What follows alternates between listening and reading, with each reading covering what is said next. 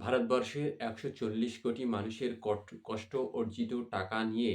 যে সমস্ত চোর চিটিংবাজরা ভারতবর্ষ ছেড়ে বিভিন্ন দেশে পালিয়ে গেছে, তাদের বেশ একটি লম্বা তালিকা আমাদের কাছে আছে। এই লম্বা তালিকাতে যে ২৭ জনের নাম সবার থেকে উপরে রয়েছে, তাদের মধ্যে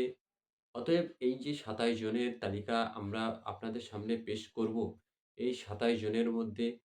কতজন মুসলিম আছে একবার আপনাকে বুঝতে হবে। অতএব ভারতবর্ষের এই দ্বিচারিতা সাম্প্রদায়িক শক্তির সরকারের আমলে যত চোর চিটিংবাজ দেশ ছেড়ে পালিয়েছে তাদের মধ্যে সবথেকে বেশি টাকা যে ২৭ জন নিয়ে পালিয়েছে তাদের মধ্যে কতজন মুসলিম আছে এবং সর্বোপরি এই ২৭ জনের মধ্যে কতজন বাঙালি আছে আপনারা তালিকাটি দেখুন এবং বিজেপির আসল চরিত্র দেখুন, এরা দেশের টাকা বিদেশে পালাতে সহযোগিতা করে।